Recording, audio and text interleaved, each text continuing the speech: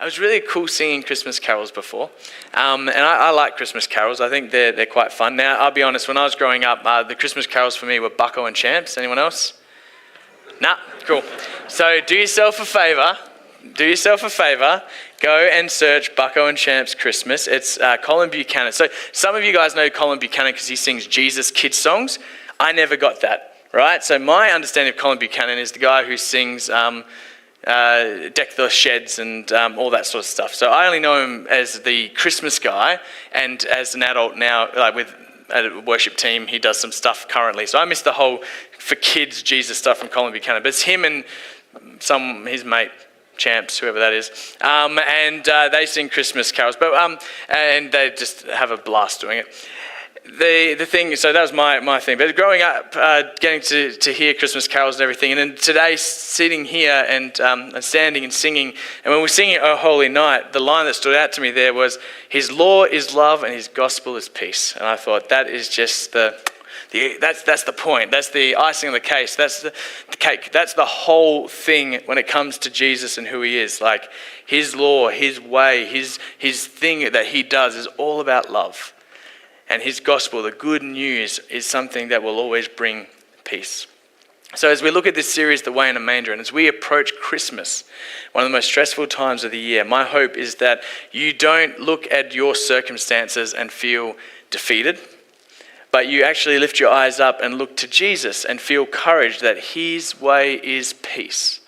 Even though it may not feel like that, that is a way that we can get ready to follow. So, The Way in a Manger. I think it's quite a fun title. And to start us off today, I just want to ask you a question. Very simple, and don't nudge the person next to you. But have you ever been lost before? Have you ever got lost in a car? Have you been the passenger and you've looked at the person getting lost and you're like, and you just want to say something, but because of the relational dynamic, you're like, I can't say something because it's going to turn into a thing. Or you're the person who's gotten lost and you thought to yourself, you know what will fix this? If I drive faster. Like I reckon if I drive faster, I'm going to fix the problem that I've got myself into. Look, whether it's driving or hiking or whatever it is, we all get lost occasionally. Now, I do want to say that in this modern day and age, it's getting harder and harder to be lost, right? Because what do you do if you get lost? You go to Google Maps, or you poor soul, Apple Maps. Like, then you might end up more lost than you were before. But you go to Google Maps and you sort of say, well, I'm lost, and it gives you two helpful things. It tells you where you are, which is useful because that's step one. Whenever you're lost, the first thing is to just recognize, well, where am I? Like, where am I currently? And then step two, it points out where you need to go, which the person sitting next to you was like, I told you, but they don't say it. They just think it because, again, the relational dynamic. The funny thing about losing your way and when we get lost is that we don't ever really know the moment it happens, right? Like we're driving and we're having a good time. We think we know where we're going and the streets look the same as last time, and then all of a sudden we're lost. But we didn't realize, there's no point in time where we suddenly realized, there was not a point in time where we went, oh, I know I'm lost now. We only realize it later, like I am lost. We don't realize when that transition happens. But for many of us, and I put myself in this category, I just feel that whenever I got lost, it was someone else's fault. And I feel that if that track hadn't pulled out and distracted me, one of my issues I have when I get lost is I don't get lost because I'm in the wrong place. I end up going to the wrong place. Because my body kicks in. Have you ever had this before? Where I was meant to be going to that spot, but just instinctually I've driven to that spot. For me, when I pick my kids up after school, right, I have to drive from here down to Hillside, and it's a 10-minute drive. It's very simple, but the amount of times that I've turned in and driven home, and then suddenly I'm at home going, no, this isn't right. Now, lucky for me, I'm 5 minutes from my school. It's not like I'm half an hour and really in trouble. Like, if anything, the kids just sitting there for a while feeling a little lost. They feel a little like, oh, where's mum and dad? But I always get there eventually. But occasionally I'll end up in the wrong place, but my body just took me there. So, those things do happen. And one of the habits, actually, when it comes to driving, just for funsies, just because mine always said, you do this. I'm like, I know I do it. I'll start driving before I know where I'm going. And is anyone else like that? So we'll be going out and this happens maybe we're going out on a date night, maybe the kids have something on and we've got a few minutes to get to go to do something by ourselves. And mine was like, what do you want to do? I'm like, I don't know. She's like, well, why are you reversing? I'm like, well, we're going somewhere. She's like, but where are we going? I'm like, I don't know, but I'll figure it out when I'm driving there. We'll end up somewhere. It's only good stuff. And it annoys her. She's just like, what are you doing? Then it all ends up being okay in the end. Now, it's funny for driving because we get that. But sometimes when it comes to going to a destination, it's not just with driving to try and get ourselves physically there. Sometimes we also in life are trying to get somewhere. Maybe with our relationships, or perhaps with our finances, or maybe in our faith, or maybe it's our marriage or our relationships with our children, or it could be even with our health. We have somewhere that we want to be in life, but sometimes when we're trying to get there along the way, we end up getting a little bit lost. And when we get lost in those areas, it can get a little bit complicated. And what happens sometimes when we're trying to get from A to B, and it's something a bit more serious than just trying to get around to a nice restaurant or trying to go and see some relatives. When we're on those journeys of trying to improve our marriages or our friendships, and we're on our way somewhere and we end up getting lost, it can be a really difficult place to be.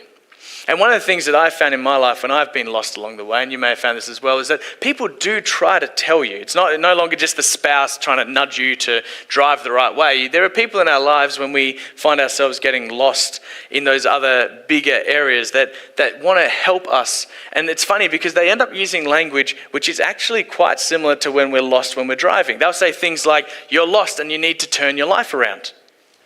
Or they'll say things like, you seem to be making a wrong turn. Have you ever had that before? Someone's come up to you and they've noticed something that you're doing and they've come up to you and said, hey, I think you're making the wrong turn. I don't think you're making a good decision. Or perhaps one of the things you've heard in your life, they use this terminology. You don't seem to be heading in the right direction. So even when we are lost relationally or emotionally or physically or financially, it seems like we still use the same directional terminology. And the same way as when we're driving to our destination, we don't realize when we're lost. We don't realize that moment that we have become lost. It's the same in those bigger areas of life as well. There's just not that moment we cross and go, I'm lost now. We just find ourselves in the wrong place. And the response when people come alongside us, if we're gracious, is thank you so much. I'm actually going to stop and I'm going to evaluate myself, and I actually value your input. When we are in a good space and we have good insight, we're able to do that. But has someone ever come up to you and said, I think you're going the wrong way? And you've said, thank you for your advice. Mind your own business. I'm fine. When we're not so self-reflective, that can be what comes out of us. Thank you so much for trying to tell me about how I'm handling my children, but I've seen your children and I'm not taking your advice right now. Oh, thank you so much for telling me about how I should be spending my money, but I see what your car you drive. No, thank you. There's so many ways where people come up and they try to help us out because they see something that we don't see. And if we're in a good space, in a reflective space, we take it on. But a lot of the time, to be honest, we just go, I don't have time, mind your own business. 3,000 years ago, a man named King Solomon wrote something down which was true back then and is true today. This is what he said in Proverbs 14, verse 12. Now, King Solomon was said to be one of the smartest men that's ever lived. He wrote a bunch of proverbs that are helpful for how we live our lives. And this is what he says when it comes to losing our way. He says this in Proverbs 14, verse 12. There is a way that seems right to man. There's a way that seems right to man. And I mean, that's been most of my life, I'll be honest. I do things and I think, this seems right to me.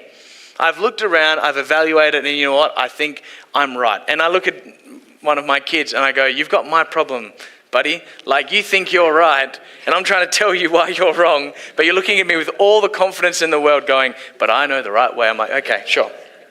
That's fine. So I get it, and it's part of me as well. I look around and I go, there is a way that seems right to man. There's ways we look around and go, when it comes to our finances, our emotions, our relationships, our marriage, raising children, all that sort of stuff, there's just ways we look at it and go, this seems right to me. But the proverb ends this way. There's a way that seems right to a man, but its end is the way of death. And I mean, how many times have we got ourselves into situations which seemed right to us in the moment, but as they played out, it ended up wrecking relationships. It ended up damaging our credibility. It ended up breaking us financially. At the time, it seemed right. It seemed the best investment. It seemed the best use of our time. And we thought to ourselves, this seems right to me. And someone from the outside looked in and said, I don't think that's right. And you said, mind your own business. I think this is right. And as you went along and went along and went along, suddenly you realized that the way that seemed right to you at the time actually led to the end of that thing, to the death of that thing. And what we were aiming for ends up being lost. For some of us, it's the relationship with parents. We acted in the way that seemed right to us at the time, and we tried to maintain a relationship with our parents, and things got in the way, and at the end, it didn't work out. Or perhaps relationship to our kids. We thought, I know what to do in this situation, and I know what I should be telling them, and we lose them relationally along the way. Or maybe there's some friendships over the years where we knew we were right, and we thought our way was the best way, and if they just saw the world the way that we did, it would have been fine. But they didn't. And the relationship broke. Because there's ways that seem right to us, but in the end lead us down the way of death, or the way of ending of those things. So it's pretty bleak, so let's bring it back up. This Christmas and every Christmas, we get to celebrate the fact that God sent us a new way. God sent us a new way to live. Now, I want to be very clear, God didn't go and send us a rule book to follow. He actually gave us a person to follow. And it's because of the followers of Jesus that we get to have a new way of operating, not only this Christmas, but every Christmas. And there are ways that seem right to us, like King Solomon said, that don't lead to the right way. But because if we put ourselves into relationship with Jesus and we start to follow his way, there's actually life and light. In John chapter 14, Jesus actually claims that when it comes to the way that we live, the way that you live, the way you do your things in this life, he says there is a way that you should live, and Jesus points us back to him.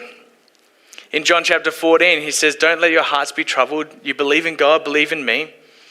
My Father's house has many rooms. If that's not the case, why would I have said that? And as I go to prepare a place for you, I'm going to come back, and I'm going to take you so that you can be where I am. And Thomas, one of the disciples, said, Lord, I'm not sure where you're going, but can you just tell us the way? So Jesus painted a picture of a place where he wanted them to be, which was with him. And they said, but we don't know the way to get there. And Jesus said, well, I'm the way. I'm the way. I'm the truth. I'm the life. And in fact, no one comes to the Father except through me. Jesus had an opportunity to paint a picture of where they were going. And he could have pointed them in any direction. Hey, if you want to be in this ideal situation, which for him was being present with his disciples, his people, then go and follow these things, or go and follow this regime, or hey, if you start your morning at 5 a.m. with this wake-up routine, it's going to change your life. He could have pointed them any direction. He could have pointed them and just said, oh, we'll just read the Bible and you'll figure it out. He could have said whatever. But what he chose to say in that moment was, if you want to know the way to live, if you want to know the way to be with me, if you want to know the way to get to where I want you to be, Jesus said, I'm the way. It's him. It's how he lived, it's what he did, it's what he's given to us. And for the last 2,000 years, Jesus' followers everywhere have been not leveraging the power of the Bible, not leveraging the power of their own giftedness and their ability, but they've been leveraging the fact that Jesus, the Son of God, illustrated and demonstrated what God is like and showed us this is the way that we live. What did we sing in that song, O Holy Night? We said, his law is love and his gospel is peace. For the last 2,000 years, what has been driving the church has been this idea that we are people of love and we get to be people who bring peace. Because Jesus showed us a better way to live. So we're going to be spending the next couple of weeks unpacking the way in a manger. The 22nd, as Ruth says, our big all-in yay service, and then 24th and 25th is Christmas. We get to celebrate a baby, Jesus. Every single year it comes around, but every single year we get an opportunity to celebrate. My life is different. Our community is different. Our world is different because of that little baby being born in a manger. So as I finish off today, I want to share practical outworking around what it means when people find their way when they're lost. I don't know how long ago this happened, so I'm going to make up a lot of stuff for a second, but it'll get to a point. At some point in time, a bunch of people started a church. And I don't know what made them start this church. I'm not sure as to their motives. They just got together and said there needs to be a church, a gathering of Jesus followers, because our communities are better when Jesus is in them. And they started Hillside Church. If one of you know the history of Hillside, send me an email. But just something happened. They started a church. And I'm so thankful that Hillside Church started, because from the church they started a school. And I don't know what motivated them to start a school. Maybe they just went, we've got a bunch of land and let's do this. When I heard Kerry, who preached last week, who represents Compassion now, but was pastoring at Hillside for many years, when Kerry tells me about the people who started the school and the things they had to do to get that school, Hillside Christian College, up and running, he said it was incredible. But for whatever reason, those people felt motivated. Not because the Bible told them so, not because someone told them so, but they all felt Jesus was telling them, start a school. And they started a school. And then in 2018, when I got called to be here at LBC, we looked and said, well, where are we going to send our kids to school? At the time we had 2. And we were just sort of looking around the area, trying to figure out where should we go and put our children in. And eventually it became very obvious that Hillside is the place to go. We said to ourselves, we're going to go and check out a bunch of schools. And we went to Hillside once and we looked at each other and we just knew. We just went, this is where God wants our children to be for the next few years. And my eldest daughter, Azalea, she won. I always joke with my kids, they're like, Dad, did you win anything when you were growing up? And I'm like, Azalea, I won the Tried the Hardest award and the Teacher award. So I was a brown noser and I just tried hard, but I was never great. I was never the top. I was just the one that was the team spirit. I was the cheerleader, basically. So I always joke, I would get the Principal's Trying Award or whatever, or the Josh really encouraged us award. Did he do anything great? Not really, but he really tried to encourage us.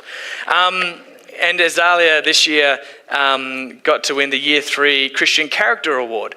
And I didn't know she was getting it. So they called her name and I'm like, yeah! And then I thought to myself, Christian Character Award, I can't, you got to act humble, right? It's like, yes.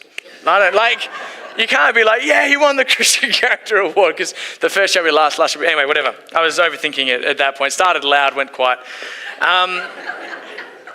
And she got this book, and I thoroughly recommend this. If you, Levi Lusko, Roar Like a Lion, 90 Devotions to Courageous Faith. So this week was a crap week, and we're in a church, so the words I used this week were stronger than that. When you're vomiting and just crapping your pants at whatever hour, you're just you're not thinking, holy thoughts, you're just trying to survive. And Zion went down on Sunday. So we got 4 kids. Zion went down on Sunday. Azalea went down on Tuesday. Marnell went down on Wednesday, Thursday. I went down Friday morning at 3:17 a.m. Funny, I remember that. Strange. I looked at the clock, I went, this is going to be bad. And then Zoel last night, right when I texted Jared and I texted Rob and I said, guys, we're back to health again. And literally 40 minutes later, I just hear Zoel go, Dad, and I can smell it as I'm coming down the hallway. She's just obliterated her bed. And thank goodness she's a really good vomiter. Azalea's her world is ending and she's take me now, Lord. Zoel can stay in the zone and just get it done and then get on with life. So that's good. And Azalea had this book and she's been reading it, and we do at night time very haphazardly, so don't get the idea we do this every single night, but most nights a week, different activities mean we don't do it every night. We have a devotional thing that we read, and the other night was God Loves Your Ashes. It was a bit weird, but whatever. It's still good. And we'd done our devotional, and then we were chatting, whatever, and Azalea said, I want to share something with you. And she went to a book room, and she got this out, and she said, I want you to read this. And I said, okay, I'll read it. I'm like, why do you want me to read this right now? And she said, we've had a really tough week. And me and Mano, we're very tired, and the kids could see we're getting very frustrated because normally we have very outgoing lives and we're doing stuff all the time or keeping the house neat. But when you're in that state, nothing's neat and you don't get to go outside. So we're quite frustrated. And Azalea said, we've had a really tough week. I think you should read this to everybody. And so we read it around the table, and I said, thank you so much, Azalea. That was really good. And that only happened, and I'll read it out in a second, but that only happened because some time ago, a bunch of people started a church, that started a school, they educated my daughter, they got her this book, They put it in her hands. And because of that, when I was feeling incredibly just like I wasn't even thinking about God. I was just like, oh, just please help me through tomorrow. And I know you're there, Lord, but I've got nothing to give right now. My little 8.5-year-old comes up and says, here, this is what we need to read. And it was just so encouraging. So this is the one she said. This is number 4, and it says, scared and brave. It says, the Lord will go ahead of you and fight for you. When it comes to trouble, a lot of times you can avoid it by making good choices. For example, if you tell the truth, you won't get in trouble for lying. If you keep your eyes on your own test, no one will think you're a cheat. If you're kind and helpful, you won't get in trouble for being a jerk. But there are some kinds of trouble that we can't avoid no matter how good our choices are. Things like getting sick, hearing our parents fighting, or losing someone we love. Nobody chooses for those kinds of things to happen, but sometimes, well, they just do. And when trouble comes, it can be scary. And it's okay to be scared, but you don't have to be stuck feeling afraid. You can be scared and brave at the same time. How? By calling out to God in prayer. He's never scared and he's always ready to help. God starts answering your prayers even before you finish praying. And he never leaves you to fight your way through a jungle of troubles on your own. God doesn't just fight by your side either. No, he goes ahead of you and starts fighting for you. He clears the way and makes sure you have everything you need to get through to the other side. The next time trouble finds you, call out to God and then watch to see how he answers. And then this prayer at the end, it says, God, thank you for always hearing and answering me. I trust you to always fight for me. Amen. And I thought to myself, that's not a parenting win, that's a community win. Like, because she's in church, because she's in the school she's in, because she has the ability to be able to get to have these sort of things in her hand and read them, she, of her own choice, because the Spirit prompted her, came out and said, this is what we need right now because we're all very, very frustrated. And we're all very tired. And none of us did the wrong thing to get sick, we just got sick. That's what happens. And all I can think to myself is, it's because people chose a way so long ago that I get to be blessed through my daughter. Well, how amazing is that? And that may never happen again. I don't know the future. But for one moment last night, I just looked at her and I said, thank you, Azalia, for giving this to me. And thank you for that.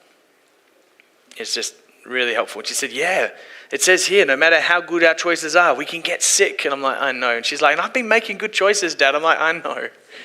It's just what happens.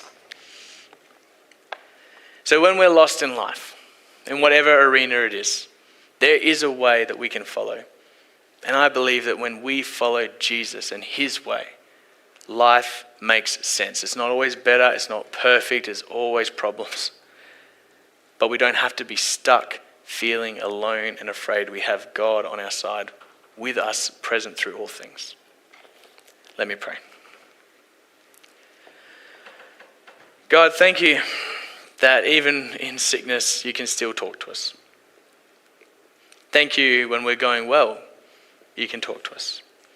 And thank you that when we have ways that seem right to us, you put people in our lives to ask the question, are you going the right direction?